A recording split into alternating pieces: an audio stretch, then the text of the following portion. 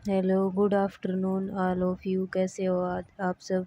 आज हम medical surgical nursing के सेकंड यूनिट के बारे में पढ़ेंगे। इसके अंदर अलग अलग डिजीज़ के बारे में बताया गया है। तो आज हम इन्फ्लामेशन के बारे में पढ़ेंगे। ये इन्फ्लामेशन की इंग्लिश में डेफिनेशन है। हम इंग्लिश में डेफिनेशन पढ़ते हैं, इसके बाद हम हिंदी में इन्फ्लामेशन की डेफिनेशन पढ़ेंगे। Inflammation is a response of tissue to injury, often injury caused by invading pathogen. Inflammation tissue के अंदर इंजरी का एक रिस्पॉन्स है जो किसी भी पैथोजन की वजह से कोई भी इंजरी हुई है उसके कारण जो टिश्यू होते हैं वहाँ के वो डैमेज हो जाते हैं और इन्फ्लामेशन से होता है। हिंदी में इन्फ्लामेशन की डेफिनेशन, यह नॉन स्पेसिफिक रोग संप्रतिक्रिया है जो शरीर में किसी भी प्रकार की चोट या चोट कारक की प्रतिक्रिया के कारण होती है। अगर शरीर पर कोई चोट लग जाती है तो उसके कारण भी हमें इन्फ्लामेशन से होता है। जैसे पैथोलॉजिक ऑर्गेनिज्म, कोई भी पैथोलॉजिक ऑर्गेनिज्म है वो हमारी बॉडी के अंदर इंटर कर जाते हैं और इन्फ्लामेशन कॉज करते हैं।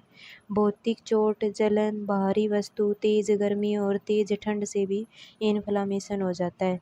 फिर इन्फ्लामेशन के कॉज हैं, फिजिकल एजेंट के अंदर दे रखा है सीवर हीट, अगर तेज़ गर्मी है तो उससे भी इन्फ्लामेशन हो जाता है। सीवर कोल्ड, अगर ज़्यादा ठंड है तो उसकी वजह से भी इन्फ्लामेशन हो सकता है। और एक्सरे और किसी ट्रॉमा की वजह से भी इन्फ्लामेशन हो जाता है। फिर इन्फ्लामेशन के केमिकल एजेंट हैं जैसे एसिड, बेस, ड्रग्स और वेनोम। ये सारी चीज़ें हमारी स्किन के ऊपर गिर जाती हैं तो इसकी वजह से भी इन्फ्लामेशन हो जाता है। फिर सूक्ष्मजीव बता रखे हैं, बैक्टीरिया, वायरस, फंगस, इस्चीमिया, कीटों और जानवरों के काटने से और किसी तरह की एलर्जी की वजह से भी इन्फ्लामेशन हो सकता है। अब इसके अंदर है इन्फ्लामेशन के टाइप। पहला है एक्यूट इन्फ्लामेशन, अचानक उत्पन्न होने एवं कुछ ही काल के लिए रहने वाला इन्फ्लामेशन। ये एक ऐसा इन्फ्लामेशन है जो कुछ ही टाइम के लिए होता है और जल्दी ही हमें से होता है। दूसरा है क्रोनिक इन्फ्लामेशन, इन्फ्लामेशन जो इतना सीवियर नहीं होता और धीरे धीरे बढ़ता है या तीव्र रूप से निरंतरता में होता है तथा लंबी अवधि का होता है जो कुछ सप्ताहों, महीनों अथवा वर्षों तक बना रहता है, जिसमें हल्का सा जबर एवं सूल होता है। क्रोनिक इन्फ्लामेशन एक ऐसा इन्फ्लामेशन होता है जो सीवियर तो नहीं होता लेकिन वो धीरे धीरे ग्रो करता है और लंबे टाइम तक चलता रहता है।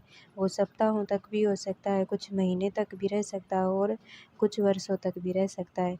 फिर अगला है एक्सुडेटिव इन्फ्लामेशन, एक ऐसे प्रकार का इन्फ्लामेशन होता है जिसके अंदर जो ब्लड वेसल्स होती हैं उनके अंदर से फ्लूइड निकलता है। फ्लूइड का सीक्रेशन होता है जो जाकर टिश्यू के अंदर जाकर उसको डैमेज करता है और उस फ्लूइड के अंदर सीरम ही होता है, सीरम फाइब्रिनी और फाइब्रिनी प्रेजेंट होता है।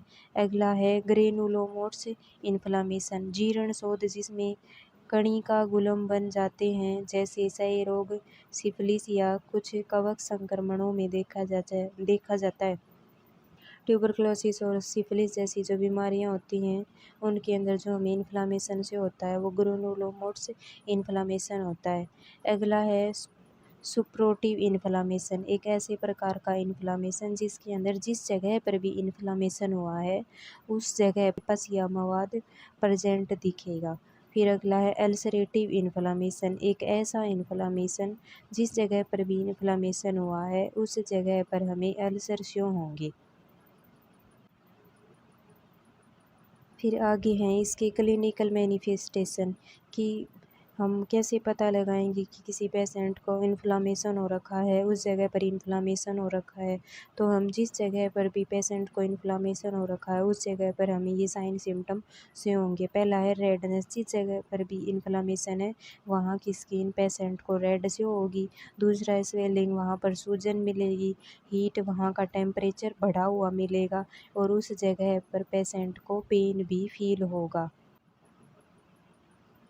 फिर इसके बाद में अगले साइन सिम्टम दिखेंगे हमें लो ग्रेड फीवर, पेशेंट को हल्का सा बुखार रहेगा। लॉस ऑफ फंक्शन, उसके जो जिस जगह पर भी इन्फ्लामेशन हो रखा है वहाँ के फंक्शन उसके लॉस होंगे। और एनोरेक्सिया, उसको भूख नहीं लगेगी, वीकनेस होगी, उसका वेट लॉस हो जाएगा। फिर इसका ट्रीटमेंट हम क्या करेंगे, नशे drugs, non steroid anti inflammatory drugs हम पेशेंट को प्रोवाइड करेंगे, जिसके अंदर है पैरासीटामोल, या उसको पेन हो रहा है उसके लिए हम पेन को रिलीफ करने वाली मेडिसिन भी पेशेंट को प्रोवाइड करेंगे। फिर है कोर्टिकोस्टेरॉइड ड्रग्स, जैसे डेक्सामेथासोन ड्रग्स पेशेंट को प्रोवाइड कर देंगे। स्टेरॉइड कोशिकाओं द्वारा प्रोस्टाग्लैंडिन के बनने को रोकता है और डब्ल्यूबीसी को कार्यों को भी रोकता है। यह इन्फ्लामेटरी प्रक्रिया में महत्वपूर्ण भूमिका निभाता है। फिर पेशेंट को एंटीहिस्टामिन ड्रग्स प्रदान कर देंगे, जैसे एस्ट्रजीन वगैरह, क्लेमिस्टाइन, ये ड्रग्स पेशेंट को हम दे देंगे। और हॉट और कोल्ड थेरेपी भी हम पेशेंट को प्रोवाइड करेंगे। फिर अब आगे है कि हम पेशेंट इन्फ्लामेशन का पेशेंट है, उसका हम नर्सिंग मैनेजमेंट कैसे करेंगे। एक नर्स उसको क्या क्या केयर प्रोवाइड करेगी। पहला है, मरीज को आरामदायक बिस्तर एवं आरामदायक स्थिति प्रदान करनी चाहिए। पेशेंट को हम कंफर्टेबल बेड प्रोवाइड करेंगे और कंफर्टेबल पोजीशन ही प्रोवाइड करेंगे। मरीज को चोट या इन्फ्लामेशन वाली जगह का हम प्रशिक्षण करते रहेंगे, मतलब उसको बार बार देखेंगे कि वो कितनी ज़्यादा हुई है या कम हुई है। इन्फ्लामेशन के प्रकारों के बारे में जांचना चाहिए। हमने इन्फ्लामेशन के टाइप पढ़े हैं, तो हमें असेस करना चाहिए कि पेशेंट को किस तरह का इन्फ्लामेशन है। मरीज के कार्डिनल लक्षणों को जांचना चाहिए कि उसका ब्लड प्रेशर ज़्यादा हुआ है या कम हुआ है, उसकी जांच करनी चाहिए। यदि मरीज को खुला घाव है तो चोट वाली जगह के एंटीसेप्टिक सॉल्यूशन से साफ करना चाहिए और उसे स्टेराइल ड्रेसिंग से ढकना चाहिए। अगर पेशेंट को ऐसा इन्फ्लामेशन हो रखा है किसी चोट की वजह से कि वहाँ पर घाव है, कोई कट लगा हुआ है, तो हमें उसे एंटीसेप्टिक सॉल्यूशन से क्लीन करना चाहिए और स्टेराइल ड्रेसिंग मतलब साफ़ सुथरी ड्रेसिंग से उसको कवर करना चाहिए। सूजन को कम करने के लिए इन्फ्लामेशन साइट को उठाना या एलिवेट करना चाहिए। जिस जगह पर भी इन्फ्लामेशन है उस पार्ट को हमें हल्का सा उठा कर रखना चाहिए। यदि आवश्यक हो तो प्रभावित भाग को एक्स्ट्रा पिल्लो द्वारा सपोर्ट प्रोवाइड करना चाहिए। यदि ट्रोमेटिक इंजरी है तो प्रभावित भाग पर हीट अप्लाई करनी चाहिए। यदि थर्मल इंजरी है तो प्रभावित भाग के ऊपर कोल्ड एप्लीकेशन करनी चाहिए। मरीज को प्रतिदिन 2400 ml से भी अधिक तरल पानी पीने की सलाह दी जानी चाहिए। यदि मरीज के भोजन में प्रोटीन एवं कार्बोहाइड्रेट अधिक देना चाहिए मरीज को भोजन में प्रोटीन एवं कार्बोहाइड्रेट हमें अधिक मात्रा में देने चाहिए। मरीज को चिकित्सक के आदेश अनुसार मेडिसिन प्रोवाइड करनी चाहिए और उसको प्रॉपर केयर देनी चाहिए। ओके फ्रेंड्स, आज हमने इन्फ्लामेशन के बारे में डिस्कस किया। कल हम अपना नेक्स्ट टॉपिक करेंगे इन्फ्लामेशन से रिलेटेड। अगर आपको कोई भी डाउट हो तो आप मुझसे पूछ सकते हैं। Thank you student.